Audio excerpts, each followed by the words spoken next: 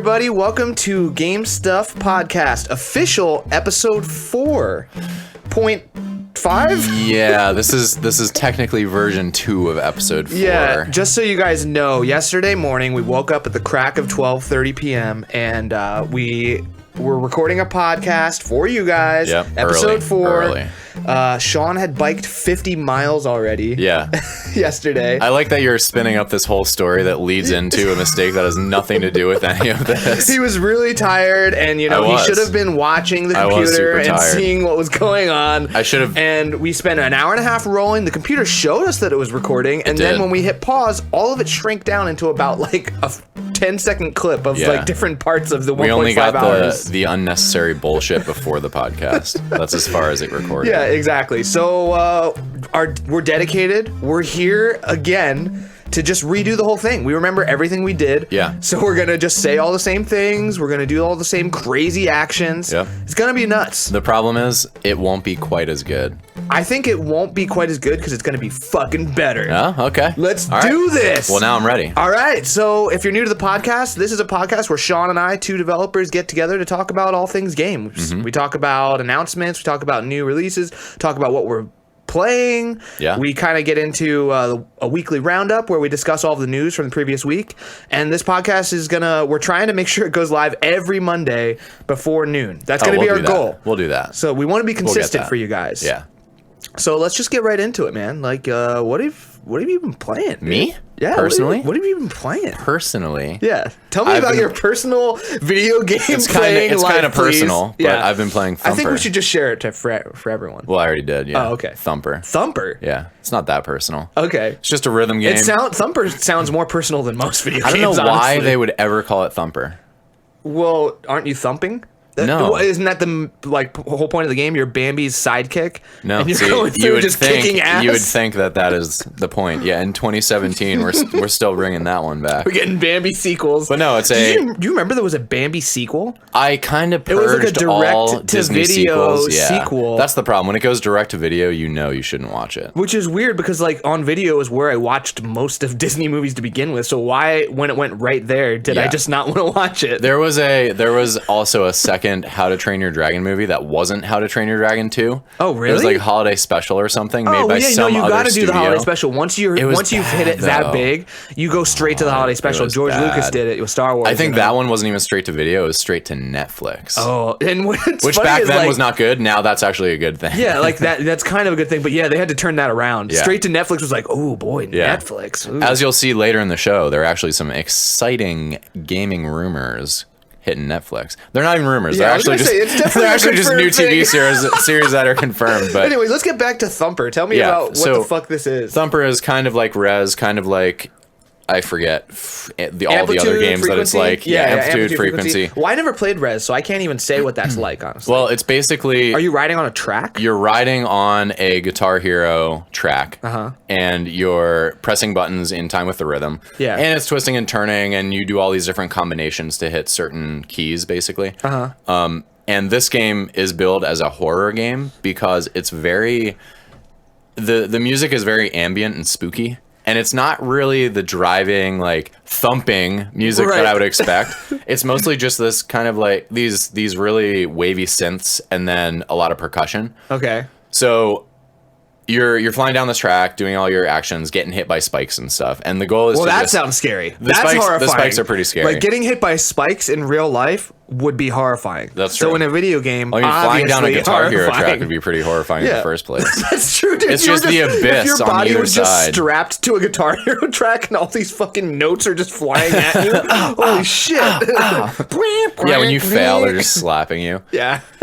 So the goal of the game is to kind of perfect each segment of the track, and then eventually you get to a boss. Okay. And the boss, you have to do the same thing. It's kind of a microcosm of a whole level where you're perfecting a section and then eventually flinging this like energy ball at the boss, and you do that 3 or 4 times. That's how you beat bosses. That's how you beat bosses. So everyone knows that. Yeah. So I'm loving it so far. Well, no, that's a lie. I'm not loving it. I'm not loving it. All right. I'm liking it. Okay. Okay. You're liking it. And I'm maybe say 3 love or 4 is a worlds strong in. word, you know. I mean, That's why I went It's back. like you just met this girl. I know. You know? I don't want to. You can't set the standard too high because then how do you beat that? No. You Yeah. know? So I'm liking it, and the reason I like it is that it feels really What good. are you playing it It's on? super solid on Switch. Oh, okay. And You're that playing actually on Switch. that actually is important because that feeds into my my liking of the game. Because Okay. I You think think you anything on wouldn't Switch like gets it like as an much? extra boost for Yeah. me. If it was on PS4, I would probably lose interest way faster. Yeah. Because there's just a lot more to play there. But Exactly. Well, dude, every week you look at the PlayStation Store, and I think I was looking at it this week. It's like there's 20 games every week. This would have been one of those games that just flies completely under the radar on PS4. I think if it didn't get pressed from Switch. Well, I think this came out on PS4 a while ago already. I think it came out like It last did? year. Oh, I didn't even know that. Yeah. So the reason why maybe it did fly under the the reason radar. why it didn't fly under the radar is because it was a VR game. It got like Game of the Year awards. That makes sense. Some That would got, probably like- be fun. Yeah. That would be fun. I mean, it would certainly make it more horrifying. Yeah, horrifying. So anyway, pros, it is visually interesting. It's like a very cool thematic. It's not It's visceral blowing your from what I socks off saw or you anything. playing it. It's like Yeah, very intense. It's a bunch of just undulating tentacles and weird abstract shapes folding in on themselves and stuff. And Sean, I think are you that's afraid where of tentacles? well, who isn't? If they're undulating, That's true. they could undulate anywhere. I think there are some people who get excited by tentacles, but we won't get into that right now. No, we won't. That's for a future episode for sure. So that's cool. The music does kind of put you in this weird trance mode, which I like. But then Like on you're the, at a European club. yeah, you're just boom, boom, spellalita dota, you know. Yeah, that's totally what Europeans sound like, Sean. But on the con side of things, the music does get really repetitive and it doesn't really build much. I kind of wanted more of an arc for the game itself and for the music. Well, where from there what was I kind heard of a from the climax music, at there's least. not really any like melodies either. It's There's not much very of a melody, melodic. so it doesn't really build up to anything. I wanted that build up and then kind of like I beat the level. Yeah. And instead, it's just kind of banging your head against the level over and over again, and then it's gone, and the new one's there. Yeah. I think that's my main gripe with it. Other than that, I haven't beaten it. I've gotten maybe 3 to 4 chapters in out of I think 10 plus. Okay. So maybe it picks up at some point, and that would be really exciting. But as is, I can't say I love it. Yeah, it's nice because you can just kind of chip away at it. It's on your Switch, so whenever you want Yeah. to, you can listen to it. And it's or very play good it. for that. It's very The- good for just picking up. My for problem 10 with minutes. Switch, especially with something that's a music heavy or like a sound heavy game on Yeah. Switch, is that the headphone jack on that thing sucks. It doesn't put out very much power. So it's Yeah. like playing something on headphones on Switch, you can't really ever get it as loud. My experience is you can't really ever quite get it as loud as you want it to be. And certain games are definitely way quieter. Like Zelda is insanely quiet on the Switch headphone output. I mean, I had to buy a Yeah, I headphone guess I amplifier did jack it up. just for that game. Yeah. And apparently that's actually like notoriously a Nintendo thing. Really? Is they make sure that the headphone outputs are locked to be really low so they don't makes sense. damage children's hearings. Yeah. Which is really cool. But I'm an adult, so if I want to Yeah. damage my hearing, Yeah, just let me you're do not it, you're not Nintendo. Nintendo's audience, so. I guess not. But speaking of headphones and the Switch, the other downside is that it doesn't support Bluetooth Yes. Oh my gosh, it's so for frustrating. headphones. So the Joy-Con use Bluetooth, Yeah. and they haven't No, but enabled you it for can't- anything You can't else. use controllers and a Bluetooth headphone at the same time, man. There's That's no way. crazy. There's no way. Dude, And- speaking of Nintendo, you played one Nintendo game I saw yesterday. Oh, ARMS, yeah. We Yeah. did the global test punch. Yeah. And it's interesting because we just talked in the previous episode about ARMS and about how it didn't seem like a $60 game. That was our discussion of the week. Yeah, that was a huge discussion. Yeah, that was like, is it Check winning it us out. over? Yeah, and so yeah, that's what it came down to. We saw the trailer and it was kind of exciting. They Yeah. showed that they had a bunch of content in the works. They had DLC. You could like swap out different There's arm a types big for each progression person. system. There's a chick who fights with her hair. Yeah. all Couldn't this cool play as her stuff. in the test. Yeah, of course. Frustrating. You gotta save the best Yeah. for the real game. But then we got down to actually playing the game, and I almost instantly reverted back to my this isn't a $60 game stance.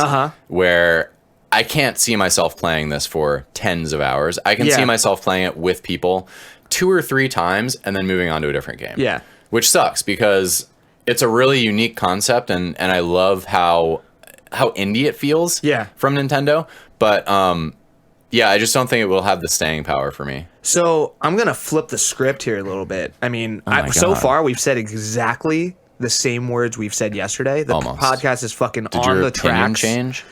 My opinion has changed overnight a little Wow. bit as I've You're slept so upon fickle. it.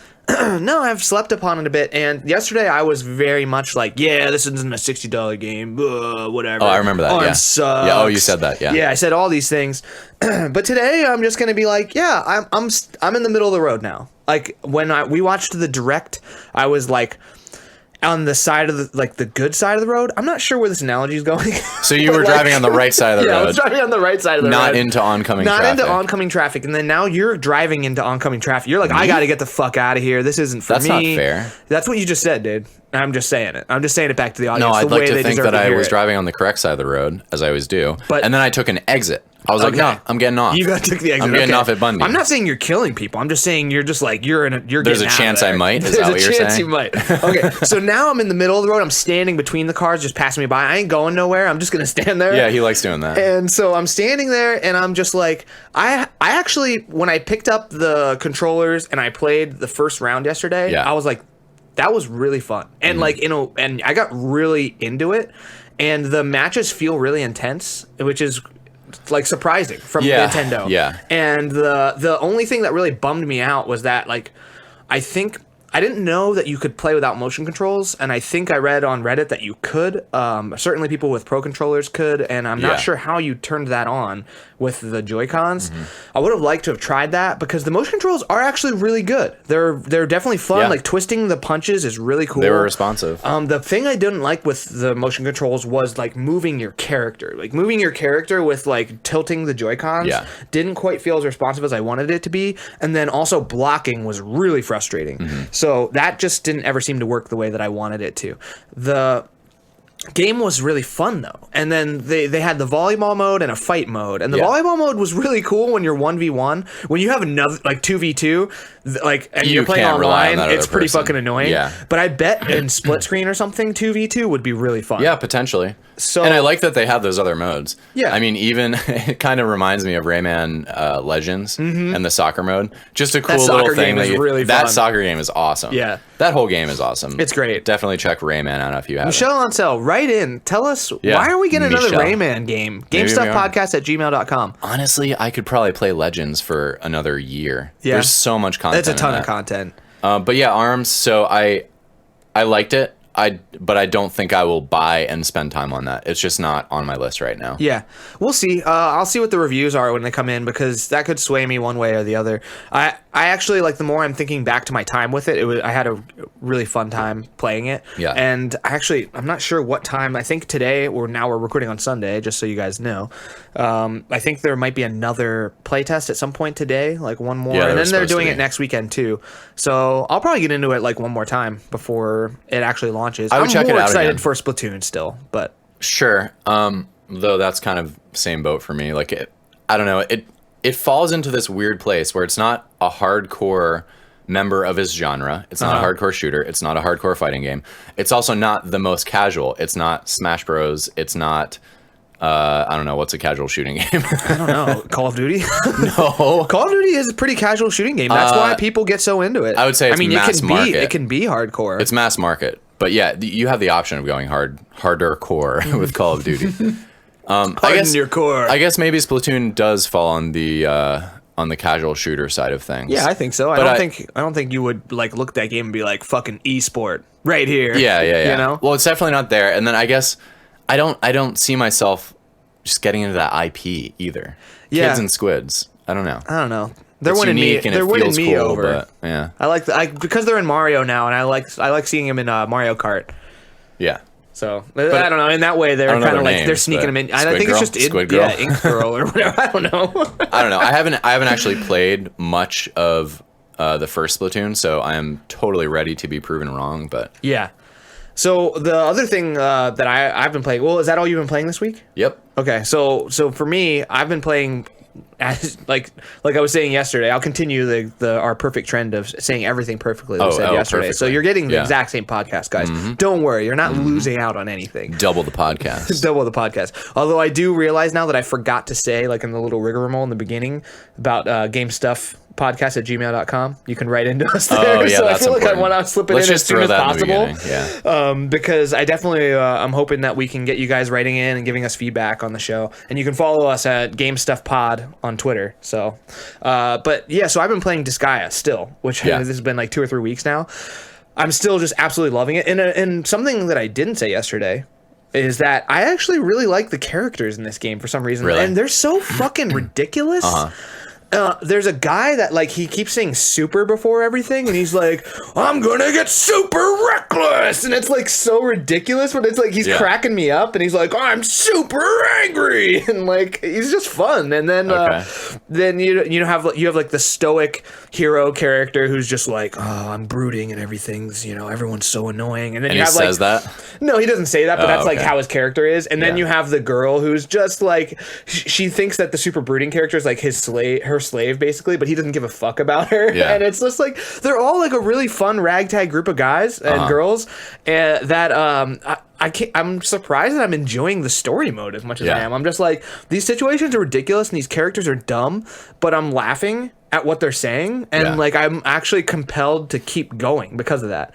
So like I'm trying to stay away from grinding too much right now, because Disgaea is a game where you could just grind infinitely. Well, you said never stop. You said there are 9,999 levels for each weapon you get. Yeah, for each item you can level up that much. So you could spend an eternity and trying then to the other max thing that they do out. that I just realized is like even your characters, they go up to 9,999, but you can regenerate your character. Oh, really? So you can regenerate it back, and then it keeps like this base prestige. level of stats that then all of your stats upgrade on a percentage of your base stats. So like when you regenerate, you're stronger, and you're gonna actually grow faster. Yeah, it's pretty crazy. Do you have to get 9,999 before you regen?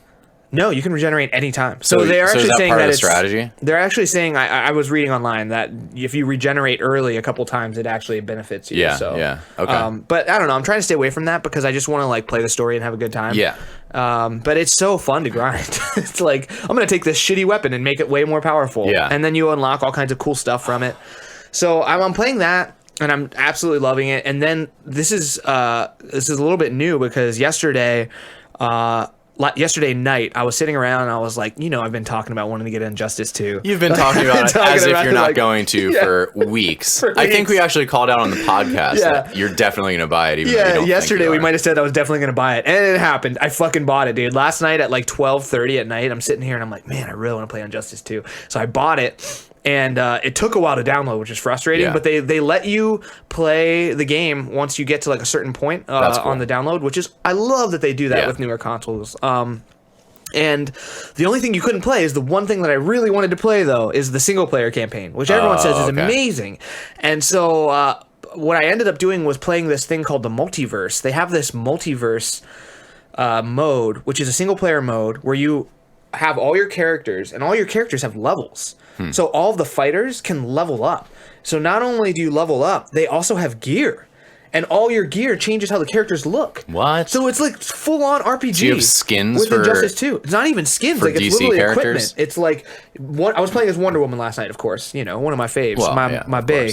Of course. And so I was playing as Wonder Woman. I was getting like new leggings for her and new like gauntlets and shit. Yeah. And like all of it cosmetically looks different and affects your stats. So it's like you got plus 20 ability points, and like they have like different levels of gear, like common, rare, like legendary, all this stuff. Where do you get the gear? You get it for doing the multiverse missions. So the multiverse, like basically they're setting it up as like in this game all these universes are colliding.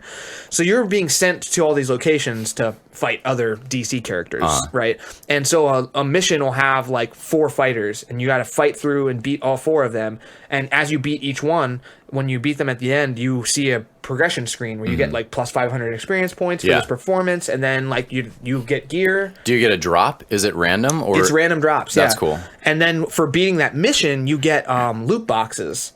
And so depending on how many points you got, you get like different levels of loot boxes, and then you can go into a different menu and open them up, and then you get you get gear for all the characters. So do you think there are any microtransactions associated with that, or is it all in game? I didn't look. I don't think so. I think it's all in game. Yeah. Okay. It's I think the only way that they, well, I could be wrong by saying this because I didn't look too much into it. I think the one thing that they're wanting to get people paying extra for is like DLC characters, which will be cool. The characters are amazing. Holy shit. The game looks so good. Yeah. It sounds awesome. Yeah, we'll and have to play I'm it not a later. fighting game guy, but you and I we should play this.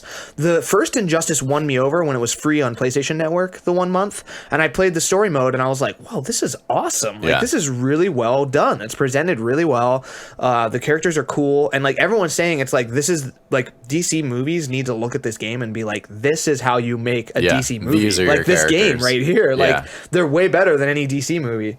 So I'm really excited about it because it's just fun. It's badass. I was not expecting the deep progression system. Like the fact that I can go in and I'm like playing as Ivy, Poison Ivy, and like I'm leveling Poison Ivy up and getting like different equipment for Poison Ivy. This is so badass. And then when That they is fight really when cool. they fight each other, all the characters have really awesome like taglines they say to each other, and it's like I was playing as Poison Ivy and I had to fight another Poison Ivy, and I was like, oh, I wonder what this is going to be. Or the two characters, you know how like in old fighting games, like if you pick two of the same characters, they would literally just say the same thing the same back line. and forth. Yeah. But Poison Ivy's like saying something like, or my Poison Ivy is like, oh man, like you must be an imposter, huh? And then the other Poison Ivy is like, I'm not Clayface if that's what you're thinking. And it's like, dude, that was so fucking awesome. It's like, that's in the Batman lore. Like they're talking Batman like characters and that's explaining crazy. That's why they're like seeing the same character. So they really put a lot of care into this. It wasn't just shoveling it out to make money. Yeah, the game is phenomenal. I mean, I think we saw that it was like close to a 90 on Metacritic when we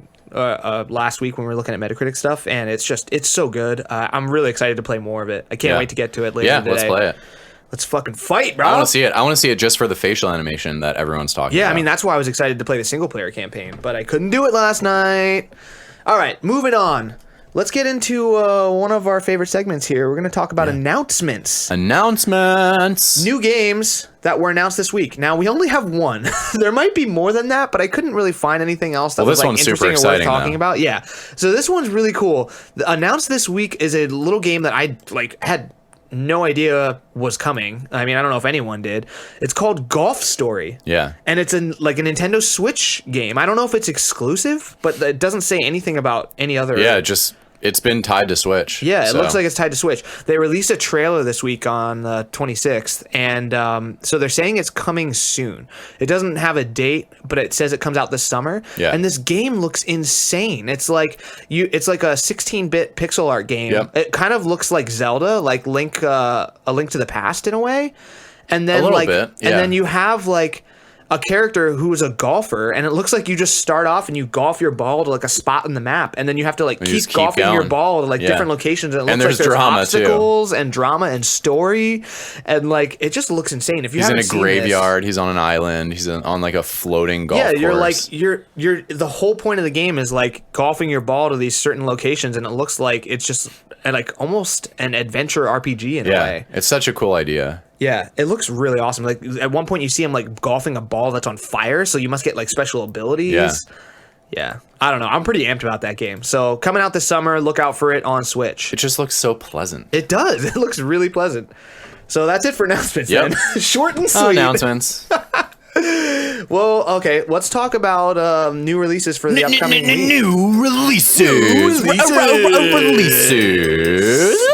For the week of May 30th. Yep. Upcoming next week. Sean, tell us what do we got coming on PS4. What do we got? We got Star Trek Bridge Crew.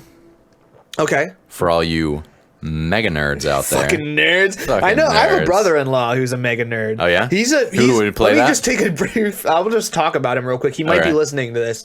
He has this cabinet. It's like a fucking full-size like bookshelf, like 8-foot cabinet. Okay.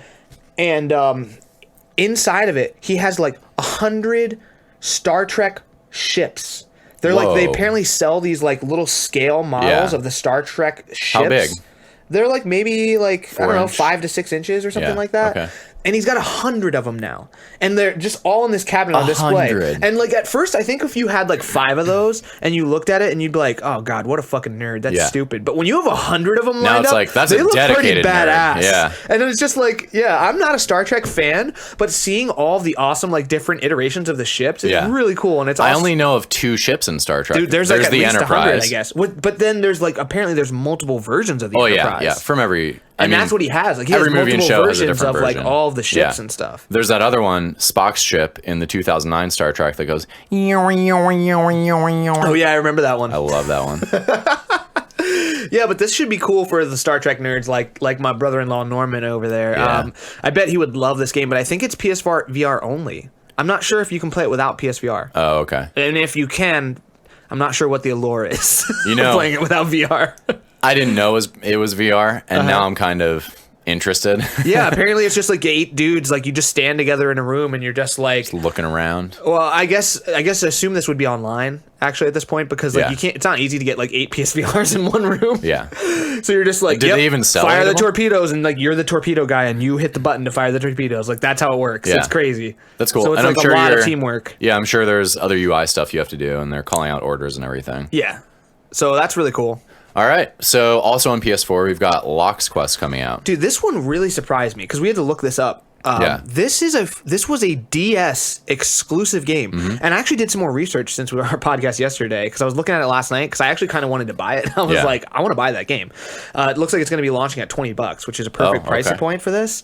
It's a DS game from it came out in 2008, so it's almost 10 years old, and THQ Nordic is publishing this. So THQ Nordic is publishing bringing, away. Yeah, is like bringing cool shit back, and like I'm wondering if THQ is the ones who published this in the first place. I guess they must have because the THQ Nordic owns all their like a lot of their IPs. They just got the IP and they're like, hey, we can do this. This is an awesome IP if they bring this back because this was a really, really critically well received game. You know what? I wonder if they're gauging interest. For new development because they've got to start developing some new projects. So maybe they're going to bring back some of the originals and see how people react and then say, all right, Lock's Quest, let's do a new one. And $20 is an awesome price point for that game. Like that's how much that game should cost. Yeah. So I'm excited. cheaper than the DS version. Which was like probably PS4. 30 or 35 or something.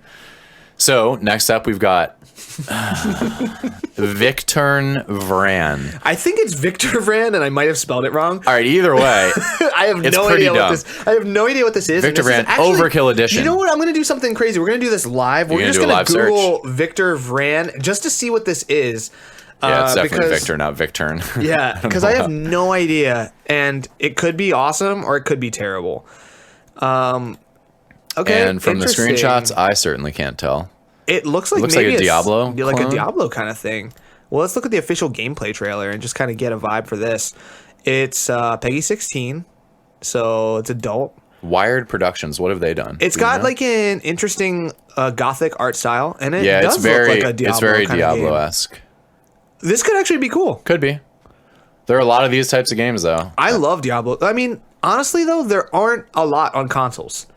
On PC, for sure. Yeah, PC consoles, we don't get a lot of like good Diablo clones. And then mobile has a shitload. Yeah, mobile of gets these. all of them.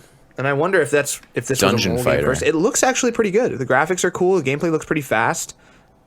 Yeah, we'll see. Okay, I'm into it now.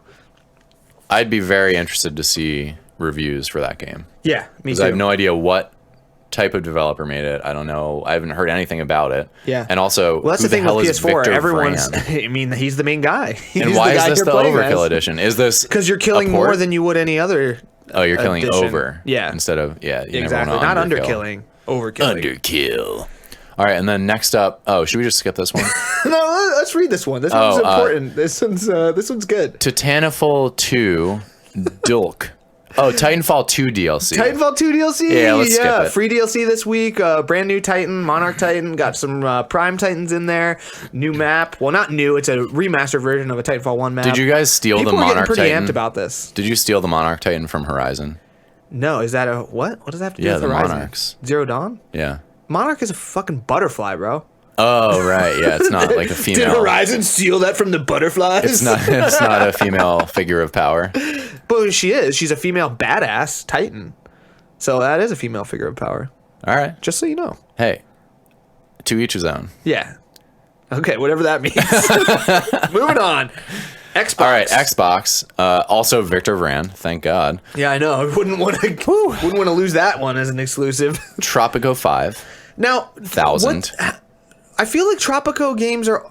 There's no way this can be new, right? Like Tropico games are always coming out. I feel like. Yeah, they're just constantly releasing. Okay, Tropico 5. And they're always in the Steam sale. They're always very visible. Yeah. I don't know. They look pretty.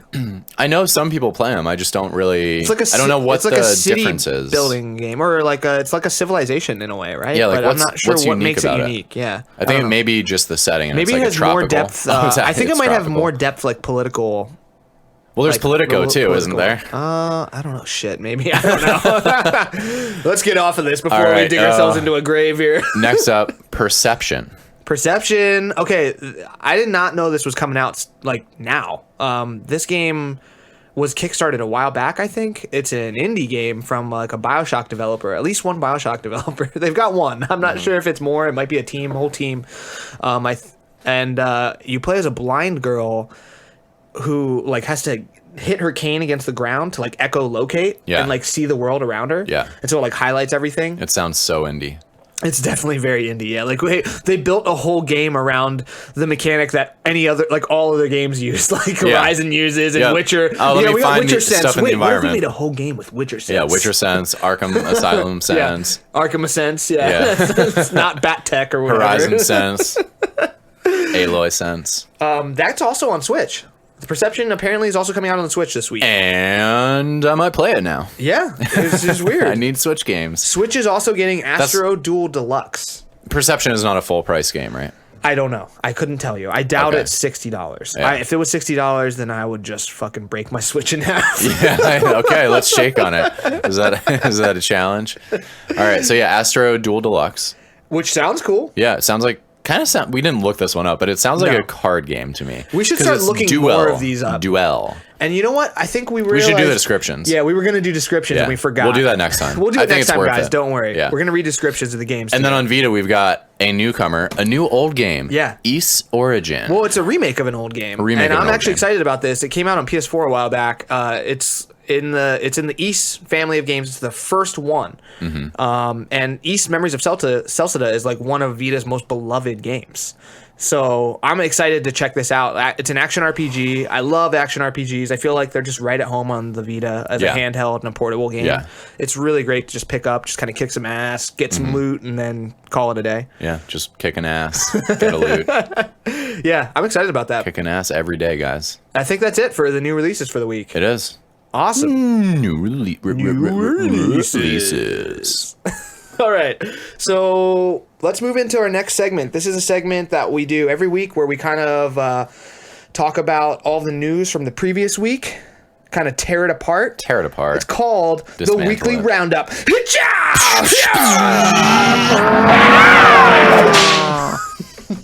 All right, Sean, start it off for us. You put this one on the list, and I'm like, why the fuck do you want to talk about this? So let's get at it. Once I told you, you were like, oh, it's the perfect news story. Yeah, but I have to pretend like I didn't already hear why you want to talk about it. All right, so this is interesting to me. Destiny scraps Grimoire cards, which were kind of a vehicle for lore in Destiny 1. So for 2, they're not doing Explain to the audience a vehicle for lore. It's a vehicle that you put lore in, and then you drive it. Not the girl Lauren. You put lore inside it. Oh, not a girl. You know, Lauren could be a guy, too. You don't just put Lauren. Okay. Yeah, how would you spell Lauren for guy? Like Loren? Yeah. Is that well, that's also a girl. But it could go either way, just like Whitney could be a boy. Yeah.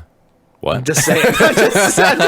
Just like Sean could be a girl. No, that's Seon. Oh, actually, Shauna. No, real quick aside. You know how I told you in Disgaea a while back that I haven't unlocked characters badass enough for like you to be in it yet? Yeah. Well, 2 new characters have been added to my roster this week, and I had to do this. I just want to tell you ahead of time, I had to do this because every character I've been unlocking so far has been a female character class. You made me a girl? So you are now Sean Rika. Oh my god. In Disgaea Sean Rika. So you're Sean Rika, and Dane is now Daney. He's a girl. Well, as long as Dane's there with me. You're a mage knight, and Daney is like an armor knight. I feel like you could have come up with something better for Daney. I think so too. Just add an EY at the end and call it a day. Yeah, I just, like, while we're on Now that it's a girl. subject of, like, girl names being Makes guy sense. names, I just wanted to throw that in I'm there. glad Quick it was aside that you relevant. are now part of the party. You really suck, and you you. keep dying, and I'm trying to get you stronger, but Well. it's really hard because you keep sucking Yeah. and just bringing my whole team down. Just wait. But I'm working hard to make you stronger. It's The tough to best be as good as warriors the other characters. You know take who the time. strongest character on my team is? Fucking Lizzo. Really? Yeah, I made her a healer mage. Did you just add and- an O to her name? Yeah, to turn her into Lizzo. Okay. And because I didn't know if I wanted that to be the official Liz, but it turns out it's the official Liz. By the Yeah. way, Liz is Sean's girlfriend and our roommate. Yeah. So I made her a healer mage, and then she's just kept leveling up so fast because everyone needed to be healed so much. And then I gave her a bow and arrow just to like give her Oh, some shit. offensive capabilities, and now she's just kicking ass. Never give a mage a bow. Yeah. So, anyways, this guy, great game. Great Back game. to Destiny Grimoire Back to cards. these Grimoire cards. This was exciting for me because we talked previously about how a lot of games kind of shove story into audio journals or regular journals and scatter them around the world and use these different mechanics to tell a story that are sometimes lazy or can be lazy if you don't also put the lore in the world Well, you know and what, in the characters. You know what the crazy thing about the Grimoire cards was is they weren't even in the game. The Grimoire cards, I think, were all online. when it launched? Oh, really? Yeah, I think you had to like go online to read the So it's Grimoire. out- You would completely unlock a outside of the Grimoire card, and experience. it's like totally out of the game. Yeah. Yeah. So read us a little bit about So- what this guy says here. So this is a really cool decision, I think, because Forbes originally broke this story and they asked Bungie's world lead, Steve Cotton, what a badass name, whether the sequel would Is feature it? the cards that relate. Steve Cotton? Steve Cotton, yeah. I guess he kind of sounds like a wrestler. He sounds or like he should be on something, maybe. ESPN. Yeah. Yeah, he's an announcer. Oh yeah, like a golf announcer. Yeah. Steve Wasn't Cotton. he in Dodgeball? I don't know. Yeah. Back to you, Cotton. Oh, he was. Oh my God, you're right. The Ocho would feature. Okay, so he asked Steve Cotton whether the sequel would feature the cards that relayed the story and the lore of the game in Destiny.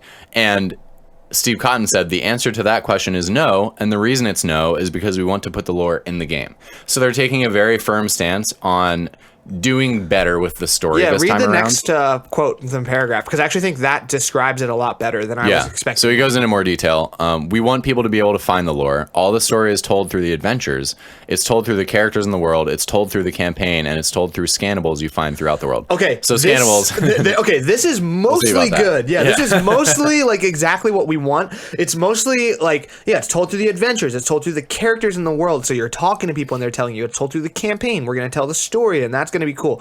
And then he gives a little bit of the cop out and it's told through scannables. Yeah, because that which could can literally be just okay. be the Grimoire cards put into the game. But as we talked about a couple weeks ago, BioShock did it well. A couple other games have done that very well. It can be done well. Also, I just remembered Last of Us my favorite did it game. amazingly well. Oh yeah, because it was in the You world. would read a you note pick up and you were letter. following the stories Yeah. of characters through the notes. It was amazing. And through the environment. Like you would read a note about the character and then you'd get to the next room and you were like, oh fuck, this happened to those people? Shit. Yep.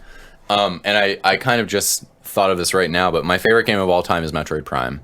And that game does this exceedingly well. You can scan almost They were anything one of the in first the world. ones to do that kind of thing. Yeah, and because I remember that scanner being a big didn't really deal. register 'cause I it's remember kind of a watching different you play mechanic. it and you're like scanning everything and I was like, this looks boring as fuck. But it's awesome this because game sucks. you're learning about the Chozo. You're learning about even the energy packs. You learn what you're picking up in the world. So in any other game, you pick up a med pack. Do they it's describe like, to you like? Do they explain why it goes do do do do do do do do do do do? No. Like when you pick something up. Well, I didn't scan everything, but no, I don't think they describe that. Because that happens every time. Yeah. Well, only if you pick something good up. Okay. Not just any old bullshit. I'm just wondering where that music's coming from. You know. It's amazing. So anyway, this is kind of heartening and makes me more interested in Destiny 2, even though I didn't really play the first I one. think it's pretty universally accepted that Destiny 1 did a fucking terrible job telling the story. Like I mean, But then obviously pulled it there was together in trouble. DLC. Yeah, I mean the DLC I think came together and like definitely changed the game for the better. I mean, I think this is one of the main reasons why they literally have wiped the slate clean with Destiny 2. They're like, "Yep, we learned a lot. We're gonna make now. Destiny 2 is gonna be the game we hoped we were trying to make the first time." So yeah, I think They should have just you're called right. it Destiny 1. That's true. Just remove that. Like, just erase Destiny 1 and then just plant the old the new Destiny in its place. Don't even tell anyone. Yeah. All right, so the next story on the weekly roundup, this one was pretty big this week, and I know we're both really excited about it. Far Cry 5 was officially like shown off and revealed, and it is in Montana. America, baby. The greatest state in America. The greatest state in America, greatest country in the planet. Yeah. Planet. So this is pretty exciting. This... It's weird to think about someone putting a game about like a violent uprising in America. You know? Yeah. Like you don't see that shit. Well, we always try and pin it on other countries. Yeah, America's never the bad guy. Yeah. Like you don't see Americans fighting Americans unless it's Grand Theft Auto and you're just like, I'm gonna kill all the cops. We're invading the Middle East, or China's invading us. Yeah. Or we're in space. Like they always Aliens. take it away from America. Yeah, exactly. It's like you got to be fighting aliens. The flood. So I'm gonna read a little bit about this because this is pretty exciting. This is from IGN's article about Far Cry 5 and their Montana first look. So Far Cry is going places that no big budget AAA level game has gone in recent times, if ever. You play a sheriff's deputy caught up in a war between the U.S. Marshal Service and Hope County's resident cult leader Joseph. Just want to say, U.S. Marshal Service, totally in. Justified, an awesome TV show. Main characters in the U.S. Marshal Service. Just go check that show out. A man who believes he's been chosen to protect his followers from a government collapse he believes to be imminent, and his family. Brothers Jacob and John and their half-sister Faith. You won't be alone, of course. Joining you in the battle for Hope County's soul are potential allies like Pastor Jerome, whose church has come under fire by Joseph's group, Mary May, whose father was killed by the cult, and Nick Rye, a pilot and soon-to-be father who wants to follow in the footsteps of his father and grandfather who both fought for the U.S. It's a lot of characters. Yeah, so they released this week an announcement trailer which shows the gameplay, which is awesome. Thank you, Far Cry, for showing us the gameplay. And then they showed 3 character trailers, which are like about a minute long. Yeah. And they were amazing. They have awesome music. They are emotionally powerful stories about these characters, like the 3 characters they discussed. And the trailers are the character kind of basically giving a monologue and kind of just talking about why they're in the situation they're in and why they want to fight right now. And like, so you have the pilot who's like, you know, my grandfather was in the military, like he fought for this country, my great grandfather, my dad, like, you know, everyone fought for this country. He's like, I'm going to be a dad soon, you know, I'm going to have a son and I want my son to have a chance at a good life, you know, and I don't want this country to go under. Yeah. And like, and that's his story. And as he's mounting a chain gun onto his fucking like farm plane here, it's so badass. And then you have like the bartender who's like, so, you know, these people came in here and like this bar was always a safe place, a place where you could say anything and, you know, be who you want to be. And, you know, they came and they killed my dad and like I think her brother too or something like that. And, you know, she's like, and like, I'm not taking it anymore. Cause you see her like pouring a drink, but it turns out she's not pouring a drink. She's just making like a stack of Molotov cocktails. Oh yeah. And like, it's so cool. Like these characters are already way stronger than any side character I've seen in a Far Cry game. Yeah, because they always really beef up their antagonist. Yeah. The bad guy is always awesome for the first, I don't know, hour of the game. But then after that, it kind of trails off. Yeah, you don't see them anymore. Yeah, you're off like collecting grass and shooting wildebeest. Yeah. And the dude's calling you on the phone like, He's hey, like, remember, I could kill you at any time. Yeah, even though you have like an arsenal of like 5,000 guns, you've leveled up your fucking pack to like level 10. You've got infinite arrows You've at this killed point. 2,000 saber-toothed tigers. Like, they're extinct. Sorry, Pagan Min. I don't think you got shit on me, you know? I can take down everyone. But it's cool that they're putting so much focus on their characters, and they usually do in the run-up to their games. Their marketing does usually focus on the characters, but it's so not it'll be interesting to see characters. how this plays I don't think out. you don't usually focus It's usually on your it's allies. usually the antagonists and the fact that they're really focusing on the allies as being strong characters is a really awesome sign. That means that like hopefully all the characters are really strong. And that reminds me more of Far Cry 2, where the allies I didn't play Far Far Cry 2. That's the one Far Cry game I didn't play. That's the one where they took a half step toward the vision now. It was really like Far Cry 1 was rough around the edges, but was a cool open world game. Yeah. Far Cry 2, they added the day night cycle and everything and made that really cool. Some people still to this day say Far Cry 2 2 is their favorite one. It's weird. That one because had to me, like it didn't guns that feel would jam good. and stuff. The guns right? would jam. And that's actually kind of cool. Yeah, but nothing. I bet it's not fun. It didn't feel fast. It didn't feel like Call of Duty level shooting. It was kind of a little bit janky in that regard.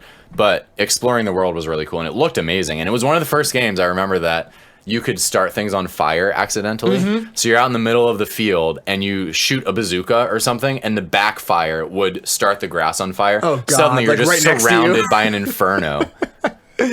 That's awesome. Yeah, I mean, like now it feels like it's almost like quaint because even Zelda does it. Even Zelda does it. And you can use it in Zelda for the updraft. Yeah, and that is really cool that they built upon it like that. Yeah. So yeah, Far Cry is looking great.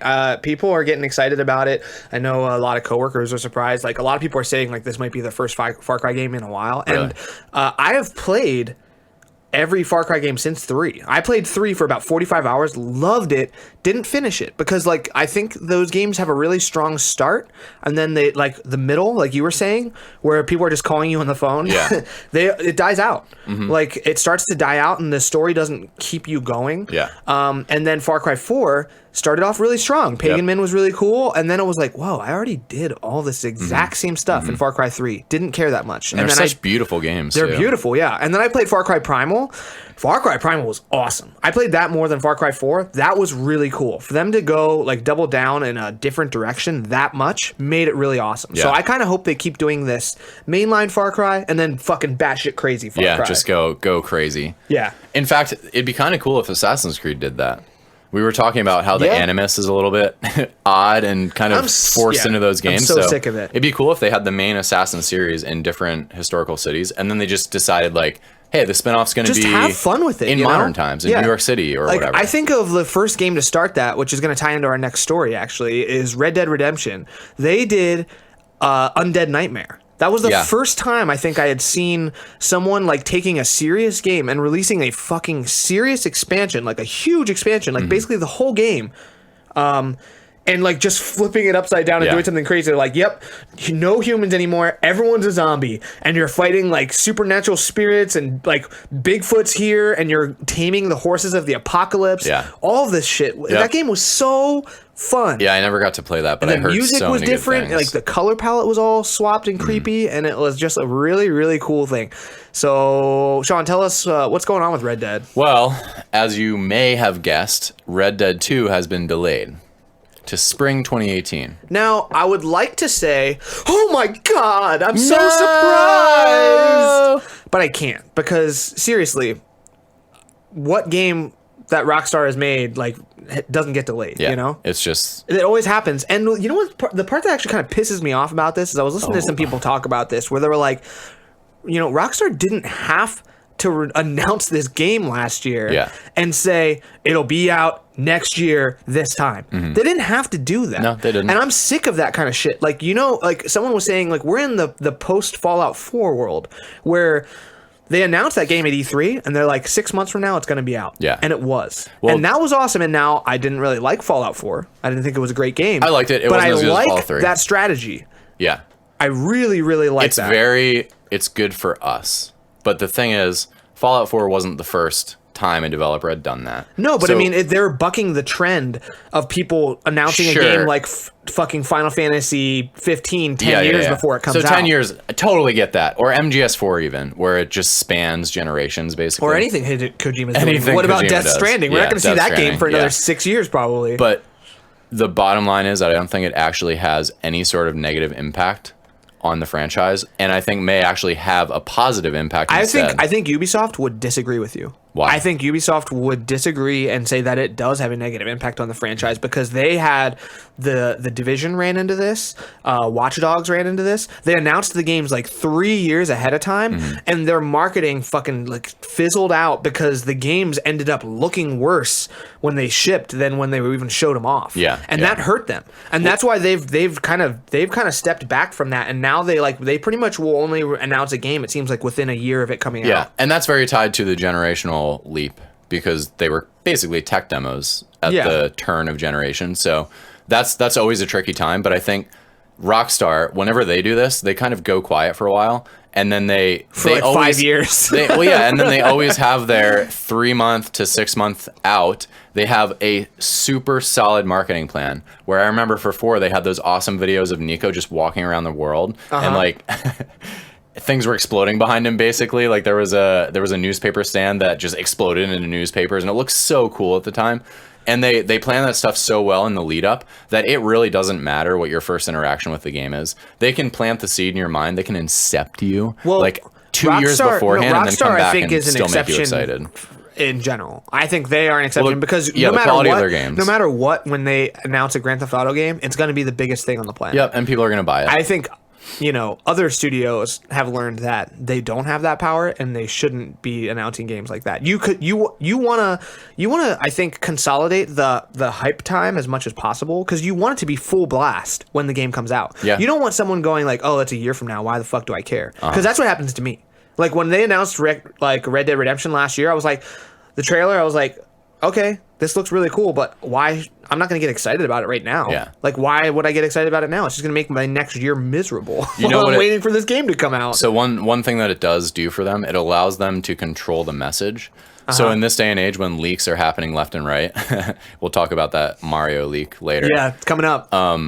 They can get out ahead of that and at least release information on their own terms. Yeah. So they don't have to worry about someone leaking the game because they were holding it in the chamber until 6 months out, Yeah. That's a very real risk for them. Rockstar doesn't leak, though. Well, for something as big as that, they don't leak because they always announce so early. Yeah. But I mean, I'm just saying, like, you would never see, a leak from Rockstar like you would from other places. Potentially. Like Ubisoft. Ubisoft, every single one of their fucking games get leaked. Oh, those poor guys. Yeah. So it's always someone on a train, Yeah, too. I know, exactly.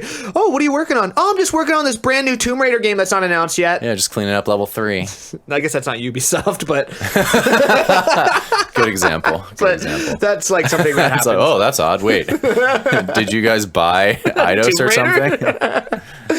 All right, next story. This one, Sean was alluding to this one a little bit earlier. It's a little Netflix rumor here. Yeah. But guess what? It's not fucking rumor because it's real. Castlevania! Netflix animated show is fucking awesome. They released a trailer this week. And I'm going to actually look up real quick because I think we didn't have the date yesterday when we talked about it. For the release. Yeah, and I think it's soon.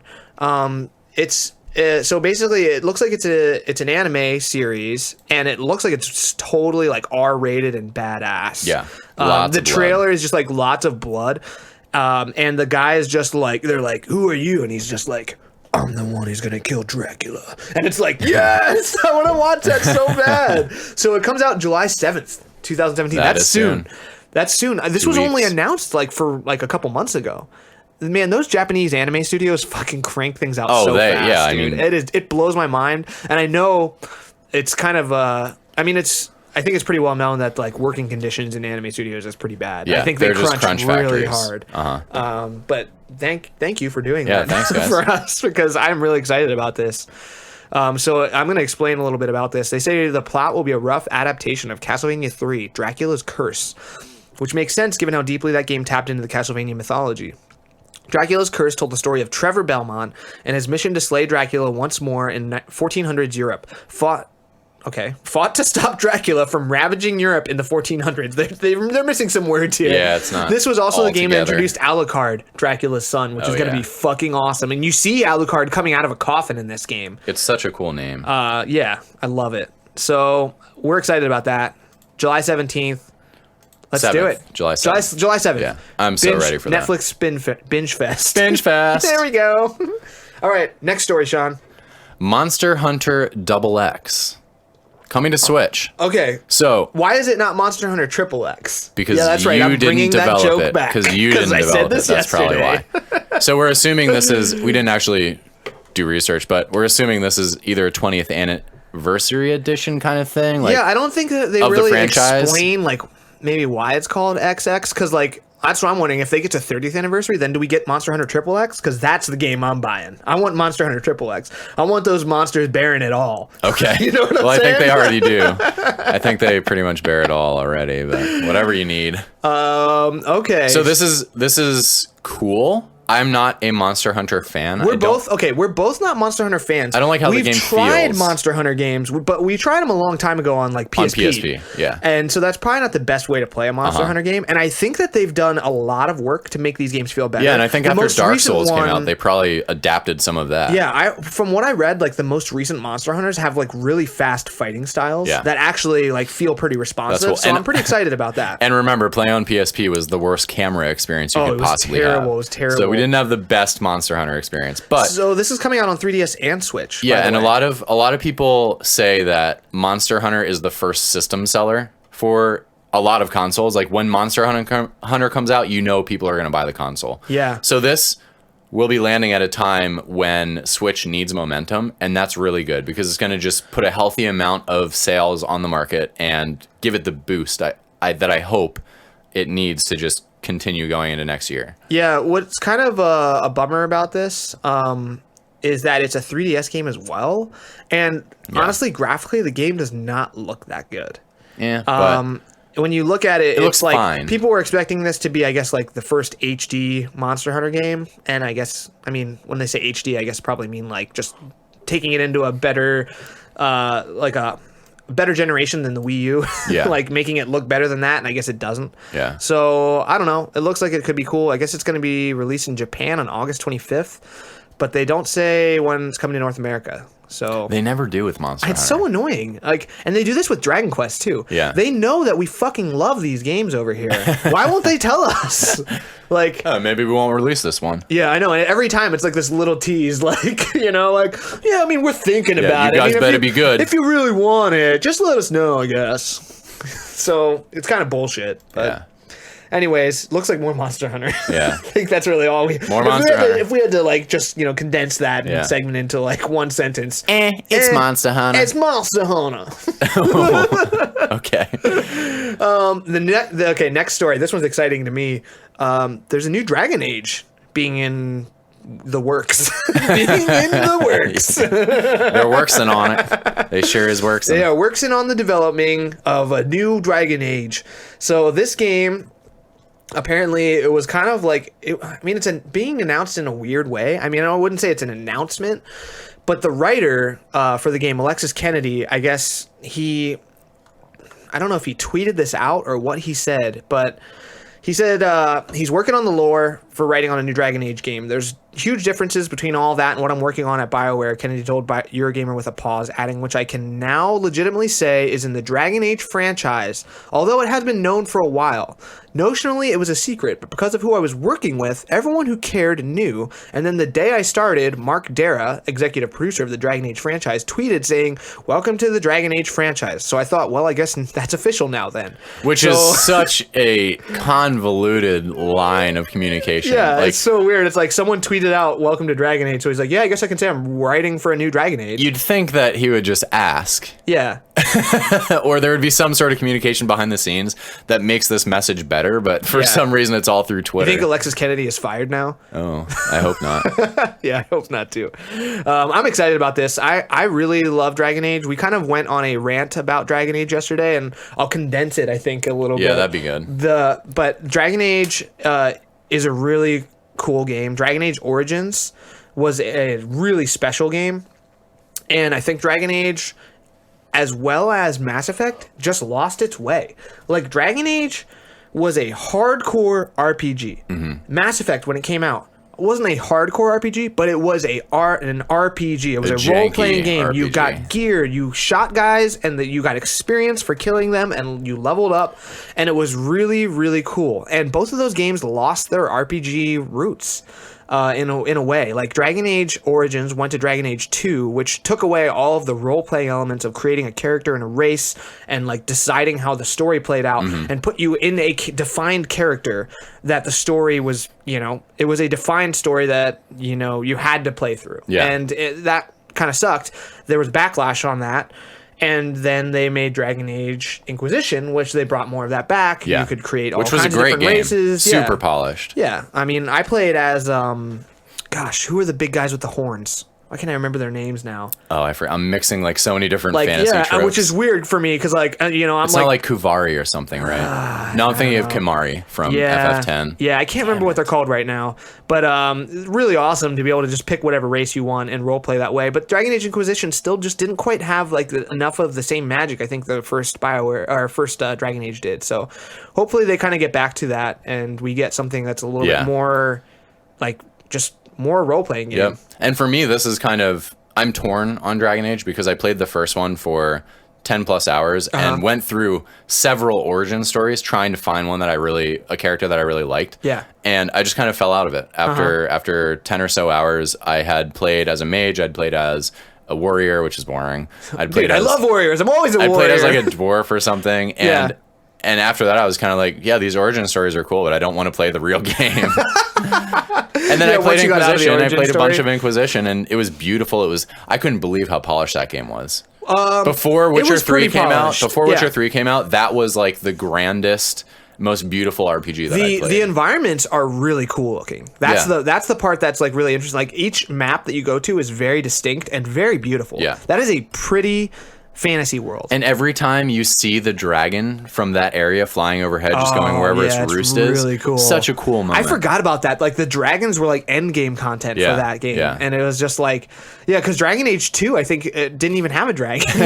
Not a single dragon. I think they just took out the dragons. It's like, come on, guys. Dragon Age 2, the dragon inside. I think there might have been one dragon, but it's just not good enough. Yeah, it's not good enough. So, anyways, new Dragon Age. That's definitely going to be cool. Next story, Sean. Tell us what we got here. Oh, so... This is a big one. Yeah, this is a leak. So Mario and Rabbids was leaked, and it was an internal presentation. Looks like some sort of marketing thing to maybe between departments or from executives to the developers or vice versa or whatever. But it's this whole presentation that details the characters, details their release roadmap, details how they want to interact with fans across E3 and Gamescom and all this other stuff. So it's really exciting stuff, but it also just takes the message right out from underneath them. Now, Sean, yesterday you weren't so enthusiastic in your presentation of this, so I'm going to give you another chance to just run through this presentation with the audience here. Tell the listeners what's going on with these slides. What are they telling us about this game? All right, you want me to be enthusiastic about this marketing shit? I want you to fire it up about Mario Rabbids Kingdom Battle. All right, first slide. Best of two worlds. Whoa. Exploration, 35%. Whoa, 35% of this game? Yeah, what do you do when you're exploring? 4 world environments to discover. 4? You have control of Tutorio. Who the fuck is that? I don't know. Also in parentheses, no direct control of heroes. Now that's a little weird. Wait, so you don't control Mario? Hey, you like puzzles and secret zones? You bet I do. What about Twisted Mario's world full of Easter eggs? I hate regular Mario. Give me the twisted one. I know, we won the totally fucked up like midlife crisis Mario. So you're doing exploration for 35% of the game, but you might ask, what am I doing for the rest of the game? Well, Sean, let me ask, what am I doing for the rest of the game? Well, Brad, turn-based combat. Shit, Sean, how much? 65% of this game. 65%? Don't you love turn-based combat? Sean, that's an F. You better love turn-based combat. That is an F if you take it by itself, but luckily there's an exploration to make it an A+. Okay, well tell me, what am I doing in this turn-based combat? Well, here's what you got. Here's what makes this game great. Unique heroes play styles. Oh man, I hate it when every hero has the same play style. Oh, it's the worst. Tactical options. What? Like dash, team jumps, warp pipes, destructible covers. You're telling me Mario's got fucking destructible cover? Yeah, it comes right out of a warp pipe. Shit. Destroys that shit. I love it. No one else can come through it. I love it. Upgradable / collectible weapons. There's nothing better than a collectible weapon. Yeah. You just put it on your shelf with all your Star Trek Yeah, you just collect it. Yeah. I got 100 of these. But wait, there's more. Variety of combat objectives and contextual events. Oh my gosh, this game is sounding insane. Just wait. 7 enemy archetypes. Plus one boss. What, is that it? Per world. But isn't there something world. else? A mid-boss. A mid-boss, world. yeah. Holy shit, dude. That's not that exciting. Don't get crazy about that one. Here, this final one though, no sarcasm at all. This is awesome. Multiplayer co-op. I don't know, sounds kind of stupid to me. You're right. Who likes to play together? Who wants to play games with friends? So that's a dramatic reading of one of the slides. Yeah. There are also a couple screenshots on a like tiny Switch screen in these slides, so you can get a feel for the art style. You see a little bit of what the game could look like. It looks very cool. It looks like a Super Mario 3D World kind of art style. Just with a little more, I guess, rabbids. So I was listening to the Easy Allies podcast yesterday. Shout out to those guys. Awesome podcast. One of my favorites out there these days. They had this amazing idea that I feel like I have to share on air. If you haven't listened to their podcast, you probably listen to all the video game podcasts. You know, if you're listening to us. Yeah, you've found the bottom of the barrel. Yeah. They had this idea. They asked one of the members, like, how do you recover from this leak? Yeah. And the guy was like, the Rabbids planned the leak.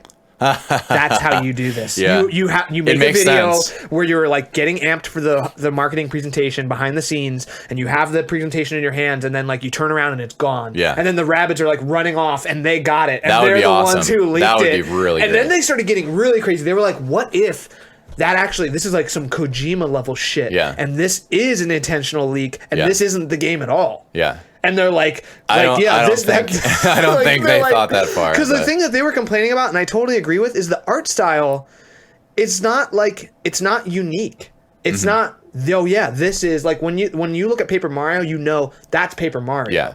You know, and Yeah. like this art style, you're like, oh, I don't know that this. I couldn't tell you that this isn't actually just a Nintendo game with we the have Mario. one screenshot of what looks like an overworld. Yeah, but I'm talking about the characters. The character characters? models are like that's just classic Mario. They were Sure, saying like sure. look, we're turning the shit on its head. It's twisted Mario. Yeah. No, that's fucking Mario. Like that's regular Yeah. Mario. Yeah. He Well, just looks he's holding a exactly weapon, the same. so he's gone off the edge. Yeah. So No, I love that idea. And it's kind of it's like the Chick-fil-A Eat More Chicken billboards, where the cows are painting the billboard.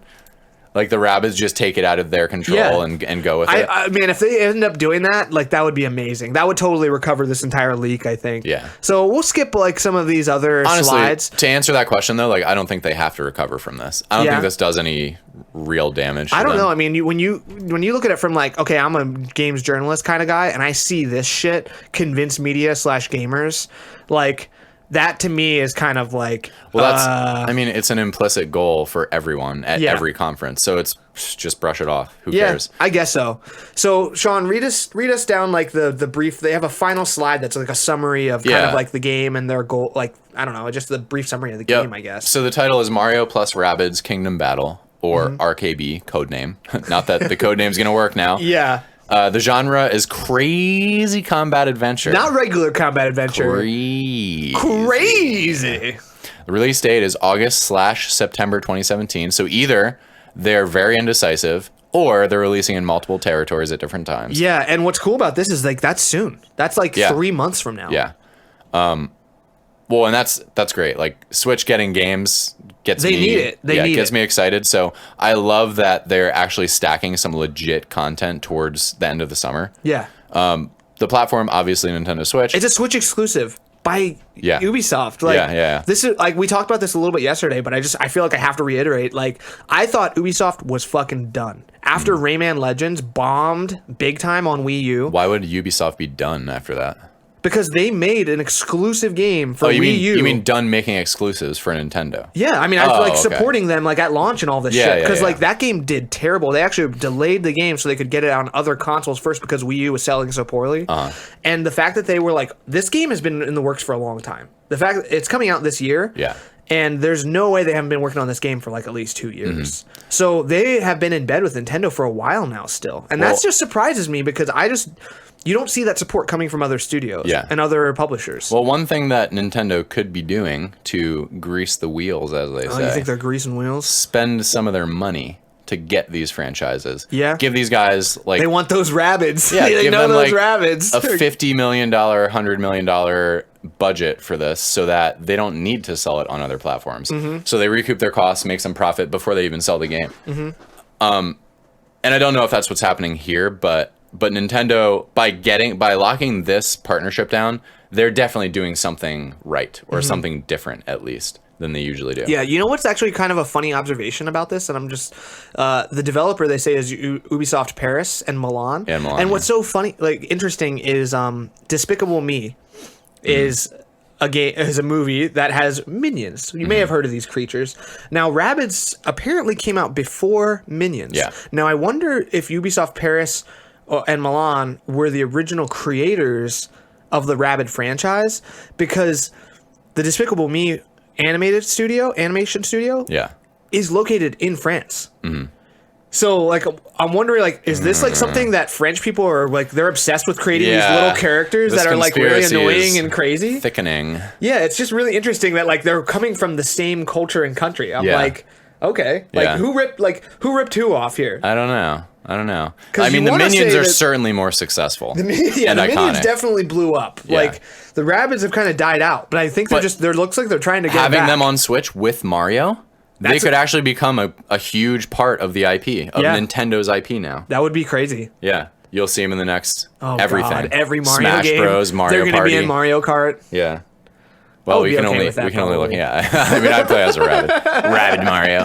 So there were a few more details. The engine is Snowdrop, which is a awesome. Ubisoft thing. Yeah, that's the engine that runs the Division, which they made for the Division, which is weird. Yep, it's all about materials and smoke. And it's a pretty police. engine. Yeah.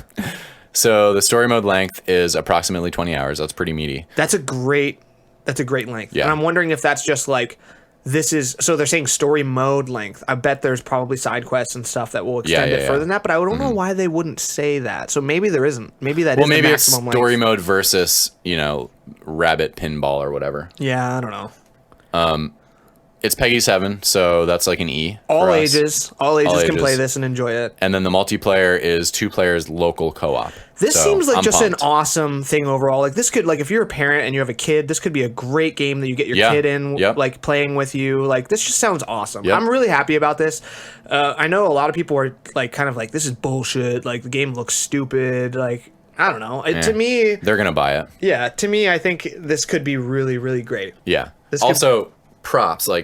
Props to whoever made this presentation because it looks beautiful. Yeah, it's a great slideshow. It's better. It's got like real UX work going into it. Yeah. The UI is better than 90% of games out there. That's why I feel like it has to be. It presentation. has to be like a planned leak almost. I don't know. I didn't know their branding was so on point internally. All right, we're gonna wrap up the roundup right now. Wrap it up. One final story. This one's near and dear to our hearts, and it's fucking infuriating. So the title of this article that I saw on Friday before I left work, which just made me go, oh, I have to put this in the roundup. Kingdom Hearts 3 Final Fantasy VII Remake planned for release in the next 3 years or so. This is the title of the article. That's a quote. So. That's a quote from someone who matters. All right, here we go. As part of Square Enix's recent financial results, the company listed both RPGs as fiscal 2018 and beyond releases. Square Enix president Yosuke Matsuda added that we plan to launch each of these upcoming titles in the next 3 years or so. Just don't say anything if you're going to say that. Now this time frame fits with what Kingdom Hearts 3 and Final Fantasy VII Remake director Tetsuya Nomura expressed earlier this year, saying both games still have a way to go. Yeah. These people are fucking really good at being totally ambiguous. Yeah. It's next 3 years or so. Yeah. No, those games still have a ways to go. Yeah. Which sucks because they've already, speaking of launching, blew their load on these games earlier, way long ago. Yeah, because they put out Kingdom Hearts 2.8. Yeah. And that had Aqua's story, which was kind of interstitial. Let's not forget they put out Kingdom Hearts 1.5, 2.5, 2.8. 1.5 plus 2.5 final mix or whatever HD. it was called. They've got so much in the ramp up to this game, and now that ramp stops, and we have to wait for it's gone. And this is what I was 3+ talking about. years. This is what I was talking about with like what Ubisoft did, where it's like they showed the game way too soon. Yeah, you shouldn't do this. All you're doing is making your fans angry every single time. And like, how can it possibly live up to expectations when it comes out 10 years after you thought it would come out? Yeah, it can't. And you've just been stewing, and the whole industry has moved from here to way over here. Kingdom Hearts 2 came out in, I think, 2005. That was 12 years ago. We have skipped an entire generation of PlayStation consoles. We got 2 Kingdom Hearts games on PlayStation 2, and they were amazing. And now we skipped 7 or 8 years of the PS3. Just kept releasing the same games over and over. Totally skipped it. And now we're here at 3 years into PS4 and no Kingdom Hearts game. Yeah. And I don't think we're going to get a Kingdom Hearts on PS4. I don't think Kingdom Hearts 3 is coming out on PS4. I would say it's coming out on PS4. I don't think it is. But I mean, I think it might launch simultaneously on whatever the next thing is. Yeah. I just think that these games are just taking way too long, and you can't do this. Like, these were awesome franchises, and I don't understand why they don't seem to like care to get these things out in a timely manner to their fans, to people who love this. Yeah. People are growing up and dying before they can play Kingdom Hearts 3. Square Enix. I had a son while I was playing Kingdom Hearts 2. Yeah, at the exact same time. Same time. He grew up. He went to college. He got a job. He got married. He grew old. He retired. He had a happy life. He's retired. And now he's dead. Because of you. And he never got to taste the sweet, sweet Kingdom Hearts 3. Us, we're still fine. We're still alive. We're still kicking. Yeah, Just hanging out. That's it. That's the weekly roundup. But All we're right. leaving on that sour note. Round it up. We gotta put a positive note on the end. I mean, we're being super negative today because there's a lot of stuff that, I mean, this is something every gamer understands. Like, there's so much out there that you know about that you can't play yet. Yeah. And that's just frustrating. It is frustrating. And, as people who make games, we totally understand that, like, problems come up in development. Things like, here's what happened with Square Enix. They spread themselves too thin. Mm-hmm. They tried, I don't know what happened with Final Fantasy 15. They made some bad bets. Something with Final Fantasy 15 just took way too long. Well, here's what happened with Final Fantasy 15. Final Fantasy 13. Yeah, that's what happened. They with made that 3 game. Final Fantasy 13 games, and they made a whole new engine that they aren't even using. Like, they made an engine. They thought that was going to be a huge part of their business, and it turns out it was a bad bet because all the other engines are so robust and mature, and now cheap. You can use Unreal for free. You can use Unity for free. They had Fabula Nova Crystallis or whatever the engine is called, and no one's going to use it because it's just the market moved beyond them because they're just taking forever. Yeah. So the games are very tied to that. They can only do so much. Creating an engine like that you plan for others to use is extremely difficult. It takes a lot of manpower. Yeah, it's just disappointing to see one of our favorite publishers / developers just go from like this golden age to like, we release a game every 10 years. Yeah. Well, I mean, we release it again every year though. Yeah, so that's watch true. out. Yeah, and on every platform, iOS, like they're you basically want it on your phone? Square Enix is basically just a mobile developer at this point. Which probably makes them tons and tons of money. I'm sure it does. They put those games out there for like $20. Yeah. You want Dragon Quest 8? On phone, you'll pay $20. Yeah. Game came out forever ago. You can get it for like $5 anywhere else on another platform. But yeah, and now we'll put it on 3DS. We just put it on 3DS this year for like $40 or whatever. Perfect. Okay, well, that was it for the roundup. And this is a special thing for us. This is gonna be our first like legit sent in through the mailing system. Yeah. Reader mail. Now, this is from Richie Rich. How did he reach us? He reached us at gamestuffpodcast@gmail.com. Yeah. You can reach us on there, or you can reach us on Twitter at gamestuffpod. That's the Twitter handle. I keep like one. I feel like it needs to have should more, be like an but it's like at @twitter.com. GameStuffPod. Yeah. So we gotta call this out. This is the mail train. Mail train. Get off the fucking tracks! All right, so Sean, tell us what Richie Rich has to say for us. All right, so Rich writes in and says, Sean and Brad / Brad and Sean. A question I think that even Brad and I haven't answered. We're still trying to figure it out. We'll figure it out. My name's Rich from the Titan Time YouTube channel. I've been playing computer games for as long as I can remember. I was born in the early 80s and have played computer games nearly every day since I was 5-ish. That's a lot of fucking days. That is a lot of days. So I want to thank you and the people like you whose passionate artistic brains, that's quite flattering. That's not how I would describe my brain at all. have given me a lifelong pastime in gaming. Somewhere to escape to, but also a medium through which I've made lifelong friends as well. Without computer games, I dread to think what I'd be doing in my spare time, with my spare time and money. Yeah. Me too. And I would be so rich. Dude, I think oh I my would God. have so much money. So rich. That's all it takes. Yeah. And that leads me on to my question. If you hadn't gotten into developing games, what do you think you'd be doing now, or what would you have liked to do? And then he says, thanks, guys. Really looking forward to the series. And thanks, Rich, for this question. This is awesome and super thought-provoking. Yeah, this is a really great question. Do you want to start it off, Sean, or should I start it off? I'll kick it off. Okay, I kicked it off yesterday. We just answered this yesterday. We answered this yesterday, but let's switch it We'll do up. a condensed version. Let's switch it up. Yeah. Oh, nice. Yeah, you like that? That came through. So for me, for a little background, I went to high school and was kind of obsessed with art. Brad and I were in the same art class with Mr. McFalls. Yeah, Mr. Best art McFalls. teacher Shout ever. out. Cocalico High School. Cocalico. Best teacher ever. He really was. Ever. He's Love still, that guy. I think he's still painting this giant mural of Jesus that he started in our second year. Yeah, what about the one with the tractor? Do you remember that one? Oh, yeah, and the UFO and everything? Yeah. Yeah. That was great. He's probably listening, so I shout know. out. He has to. Yeah. Be. Everyone is. So we were kind of obsessed with art, and I always saw myself as someone who would go down that path and maybe do I didn't know what. I wasn't thinking that far ahead, you know? It was just we fun. were in high school. Like, you can't think that far ahead. Like, every day is, like, so dramatic. You know, so much shit much is drama going going on. down, you know? But you'd look around in class and see all these other people who were better than you. Oh yeah, at art. And do you remember there was that one girl. Yeah, dude. She would do line art, and then she would like. No, it started with an A or something. I thought her name started. She was in high school doing like full Photoshop coloring. Yeah, really, really, really well. Like she would draw Vaporeon and Flareon and stuff, and they were just such awesome renditions of those characters. I want to try to find that girl on Facebook. Yeah, I forget what her name was. Dude, she was so talented. Yeah, I wonder where she's at, but she's probably listening. Right in. Oh yeah, right in. Let us know what your name is. But we were working on that, and then when I went off to college, I also liked writing. And that was something that I was good at when I was in high school. So when we went off to college, I was pretty undecided, and honestly went to college without much of a plan, which is not a good idea. Yeah. I think it's worth it to take some time and experiment a bit and actually work. Even. Sean, are you telling me that in college you experimented a bit? Well, no, that's not what I'm saying. Let's get a little bit more into that. Tell me more about this experimentation. I certainly did, but I'm saying before you go to college, experiment with your career. Oh, you experimented before. With your career. Oh, okay, sorry.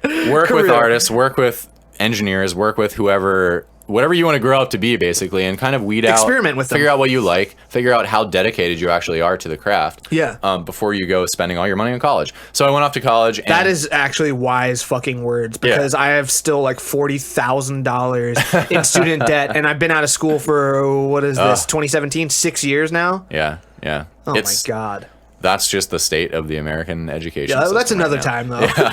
But so I chose to go with English and studio art, and probably two of the worst possible things as far as like having a career if you outside of college. Ooh, don't go down that path.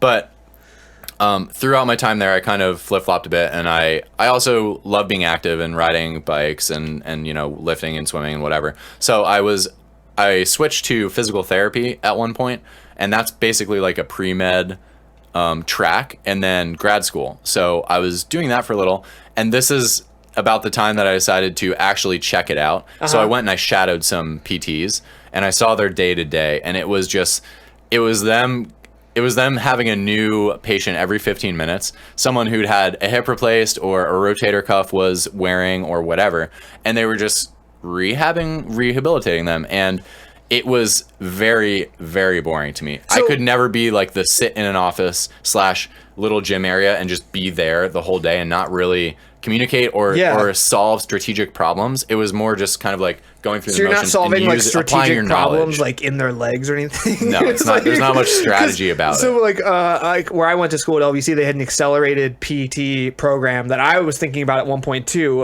for physical therapy, because you could get it done in 5 years, and then you were like a doctor or whatever. I don't know how that works. And then the way I imagined you were apparently, I don't know if you're like a PhD doctor, but you were like considered. Well, you're a definitely doctor. not a PhD. Yeah, so and you're definitely not a doctor. Yeah, dude. They when they graduated, they were doctors of something. They might have been. Oh, that's weird. Yeah, so that's what I'm saying. Like it was an accelerated program, so I don't know how that works. But I always imagined that like if I was going to be doing physical therapy, that I would just be like like massaging Mike Tyson's like arms and stuff the whole time. Just like get out there, big guy. You got this one. Like what's up, Kobe? Tiger Woods like backstroke. I'm just kind of fixing that. Is he a swimmer now or something? I don't know. Let's fix your backstroke, Tiger. Yeah, I figured I would just be like working with the big dogs, just out there taking Lance Armstrong's like legs and his like one testicle, making sure everything's all in shape, just and ready to go. His one testicle. Okay. Well, to accelerate my journey here and get to the actual point, I flip-flopped a bit. I did some CS. I did PT. I even like took some like psychology and anthropology classes and stuff, and liked that, but Jesus also Christ, no careers dude, there. you're all over the place. I was all over the place. So what you're telling Rich is you had no fucking clue. No. So I ended up graduating English and studio art. Back to what I started with. Yeah. And the whole time, games were such a huge part of my life, and I knew that's what I wanted to do. And I never really considered a contingency plan. Right. My contingency plan was... So for you, there is nothing else. There's nothing else you would have liked to have done. I do other things now. Yeah. And I won't always be in games, probably, in the future. But... Traitor! Like, I started writing my first book in college, and... stuff like that is what I want to do in my free time, but it doesn't necessarily put bread on the table. Right. So we need bread. I was consigned to my fate of try to get into video games and do some random bullshit and be poor until that happens. Yeah. And luckily, Brad and I both ended up working at EA and QA. Yeah. So we got our foot in the door there, and we got to work in video games and be poor. Yeah, I want to save a lot of that for like a story time. Yeah, because we're gonna start a story time segment where we discuss all of like our history with games and where we kind of how our journey into game developers grew. And so I won't dig into that, but for me, I write in my free time. I still write books. Like every year I write at least 1 or 2 books and short stories and stuff like that. And at work, I work on a lot of marketing and like branding stuff and blogging stuff. So that's all very interesting to me and applicable outside of games. He also wrote the descriptions for our episodes and for our main podcast page. So you can see some of his work there.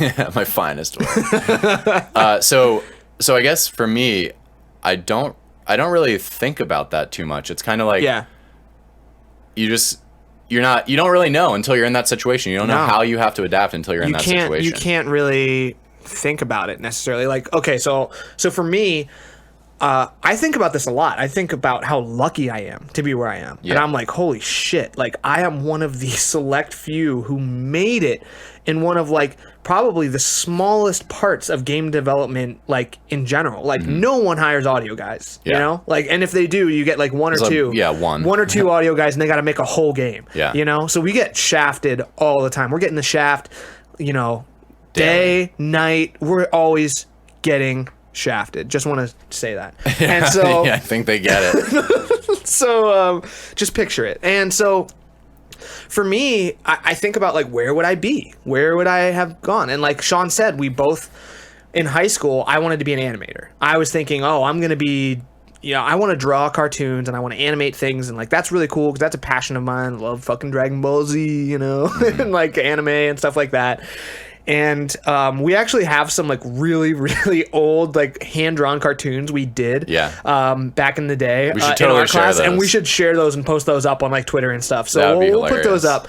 And so for me, I didn't really know that art wasn't going to be it for me until about my senior year. And in my senior year, I got to a point where I was just so sick of drawing. I remember I threw my papers off the desk and I told Mr. McFalls, "That's it, I'm done." And, like I would always get really dramatic with Mr. McFalls, like, "I'm done," and like just like, "That's it." And like he was just like, he'd come shuffling over and be like, "What's going on now?" Because he was probably so sick of my bullshit. And so when do you graduate again? Like this guy's almost out of here. He's been taking my art class every semester for 4 years.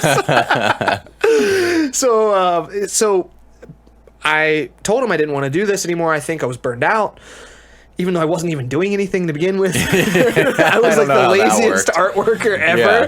And so he was like, "Well, you started playing guitar recently. Why don't you go to like, what if you were a studio musician?" And that was the coolest thing about Mr. McFalls is like, he wasn't pushing you into art if that's not what you wanted. He was pushing you in the direction that you needed to go. And that's what makes him such a great teacher. And so I was like, "Oh, wow, studio musician, that would be cool." So then I ended up going to school for music. And while I was in for school for music, I thought my career was going to be, I'm going to be not a musician, a studio musician, because I'm a fucking terrible musician. I try. I try to do music, but I'm just not that good. But I love it. And I knew that.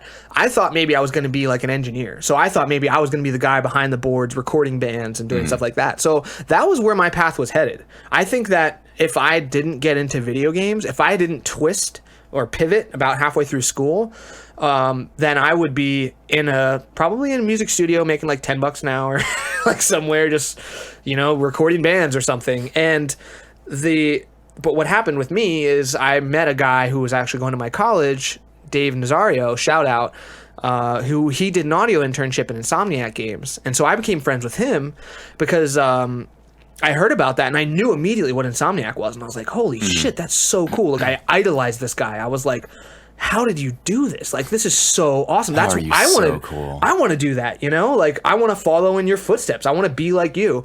And so he helped me out and helped kind of like show me the ropes and like what sound design is all about, and like helped get me in the door with Insomniac, and I did my internship there. And like from that moment on, I knew working at a video game studio that was it. That was my thing. First of all, I mean, I was getting paid more as an intern at a video game studio than most people would start at working in a music studio. Yeah. Like, which is crazy. And most internships Well, you were in in a music LA. studio, you don't get paid. Yeah. You're like fucking cleaning the toilets and like digging out trash know and if eating it's it and that stuff. bad. Yeah. and no, Why are you eating the trash? they tell you to. I guess that's efficient. Yeah. And so so I was getting paid and it was like a big deal. And I was like, this is amazing. I love this. Like, I loved Insomniac. I always loved their games. Like, I loved Resistance, love Ratchet and Clank, Spyro the Dragon. So great. So being a part of that legacy was so inspiring. And I knew that that's what I had to do. And it took a little while to get there. And we'll go more into our journeys for sure. But I think if I wasn't here doing this, that I would have probably been working in a music studio, or potentially a lot of people have gone into AV work, which is like audio video installation and stuff like that. And like, I think that would have been like a decent career, like setting up equipment for, you know, office buildings and stuff like that. That would have been kind of cool, problem solving and like working with, you know, kind of equipment that I like to work with. I like doing that kind of thing. So I'd probably be there. I mean, we talked about this a little bit yesterday when we answered the question. You and I, when we set our minds to something, we do it, you know? And I honestly can't see us having I can't see us being unsuccessful if we were really trying, because the thing that I was saying yesterday, and I say this to everyone, is like, dude, if I fucking made it, if I made it in the game industry, the laziest person on the planet back in high school, like I didn't do work, you know, but I set my mind to it and I changed the way that I worked, and I put everything into making it, and I did it. And if I can do it, you can do it. Well, anyone can do it. And I think that putting everything into it is huge, because it's easy to have the job that you like right now and be part of the industry and have all these connections and everything, and look back and in hindsight say that you would have made it no matter what. Yeah. Or that you would have just hit the grindstone until it happened. But that's not always the reality. And I think we both sacrificed to be able to go into games. Yeah. First of all, most studios are notorious for crunch. They're notorious for having huge crunch periods. At EA, so where I'm at right now, we don't actually crunch that much. But at EA, there was this one stretch of like, I don't know, 13 plus weeks that was just like 80 to 90 hours. Yeah. And that for me was crazy, because like I had never really had a job that required that much intense focus. It's hard. And you did that as recently as last year. Yeah. I mean, you have to do it, like, to get the project done. If something doesn't go the way that, you know, it's scheduled to go, you know, like, you just have to make those sacrifices. Yeah. And being able to pick up and just go to Salt Lake City, or pick up and go to LA. Yeah. And uproot your whole life and just like go with the flow, I guess. I think that's what that's the most valuable experience to me, that from all this time getting into the game industry, that has really stuck with me, and I think is applicable to like any path that you want to take. Yeah. We were young. We were right out of school. We didn't have anything holding us back. So like, I literally just got a credit card, and that was that. I mean, it got me into trouble eventually. But the credit card is what allowed me to pay for flights to go to San Francisco, to go to GDC, to meet people, and like, I made that sacrifice. I put myself in debt, bad debt, to like make it happen, you know. It was just like maybe not the smartest decision, but hey, I made it now. You could have done it without that. I don't know. Yeah, you didn't need those 2 boxes of Cheez-Its. Yeah, so Rich, I think that's kind of like an answer to your question. I guess. Maybe like a I little think, bit. You know, we'd be doing something else besides games, but I don't know. I think we kind of set our mind to games, and it's what I couldn't imagine myself being somewhere else right now, pretty much. Yeah. So that was an awesome question, dude. And I just want to give a shout out to Rich. If you haven't, and you're a Titanfall fan, even if you're not a Titanfall fan, go check out his YouTube channel, Titan Time. It's a really cool channel. He's got awesome videos of him playing Titanfall in there, doing crazy stuff. I know a lot of us at the Respawn Studios are fans of the videos, so go check it out. It's really great, and we really appreciate the write-in. You can also be a part of the show by writing into GameStuffPodcast@gmail.com, or hitting us up on Twitter @GameStuffPod. I think that's going to be pretty much it for this week. Yep, that's about it. We're going to wrap it up. Oh, shoot. Guess the Metacritic. It's too late. We missed it. We'll do it next time. It doesn't have to happen every time. Okay, we'll save the Metacritics for Sean for next week. I've already got it picked out. It's going to be awesome. He's going to lose a ton of points this week. Yeah, right. You Next wish. week. Next week. You wish. Anyways, we want to say thanks for joining us. It's been really fun. And we'll catch you next Monday. See you on the flip side. Bye. See ya. It's near.